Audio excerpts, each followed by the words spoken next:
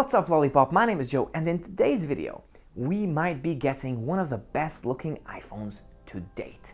Yes, the next iPhone, not the premium, no. The next budget iPhone. The next iPhone SE is going to be something that even the people who have an iPhone 12 Pro Max will be wanting. Alright, so here we have 2017. iPhone SE has launched, reused the iPhone 5 design. Fast forward, 2020, iPhone SE 2020, reused the iPhone 6 design. More of an 8 design, but still, the base concept is the 6 design. Then, what's gonna happen next? Where does Apple go from here? Well, they put a lot of effort and development into the iPhone XR. So that's what they're gonna use. They're gonna use the iPhone XR design, one camera, and that's it. They're gonna upgrade the processor, which is inside the phone, which is going to be an A15 processor, which will be introduced in 2021 September, and no Face ID. So what? If there's no Face ID, how do I get into the phone? Obviously, Apple's not gonna put a fingerprint sensor under the display for a budget phone. How does it work?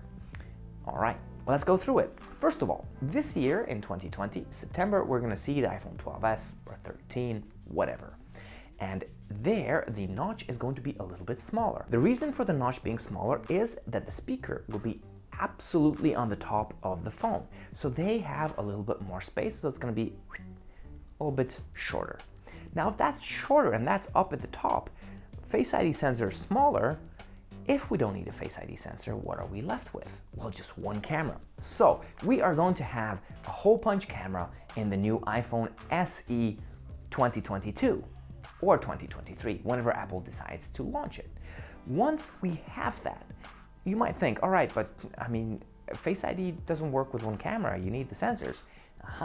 But last year, Apple has introduced the iPad Air 4 with, yep, you guessed it right, the Touch ID in the power button.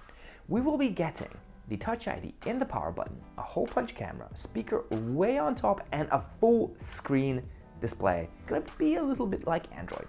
We've heard a lot of rumors that yes, the hole punch camera is coming and it's gonna happen, and we weren't really sure on where it's gonna happen because Face ID is here to stay with the premium models, but with the budget model, Apple can always tweak it a little bit.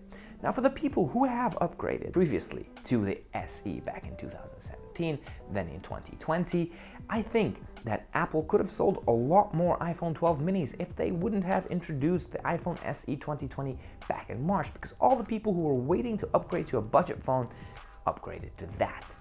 And this is what's gonna happen next year when they introduce this phone.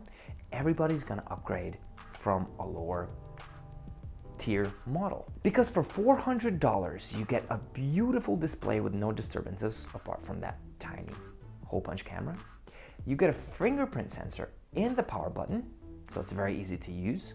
And the people who are on older generation models, maybe the 7s, the 8s, the 10Rs, the 11s, be like, wow, okay, so I get a faster processor, I get all these benefits, the camera probably will be upgraded from either the iPhone 12 or the iPhone 12s or 13, whichever we might get this year. So all in all, it's a better package for extremely low price, and I think it's a winning model for Apple. Will this eat up the iPhone 14 mini? Yes, it probably will. No one will buy that again. But as Apple explains that in one of his videos, maybe it was deliberate from Apple to create the iPhone 12 mini to raise the price of the iPhone 12, because now the iPhone 12 mini starts at the price where the iPhone 11 started. So the iPhone 12, which people are like more likely to buy, is more expensive. So Apple's not that dumb. They created a product that they knew that not many people will want, but they can still say the iPhone starts at $700. And then next year, there's gonna be a really cool iPhone that's gonna start at $400 with a hole punch camera that is gonna be amazing. So guys, I want to know what you guys think. The comment section is there. Hit me up with the comments. I'll answer. And if you're down there, hit the subscribe button, hit the like button, and until my next video, stay safe and hang loose.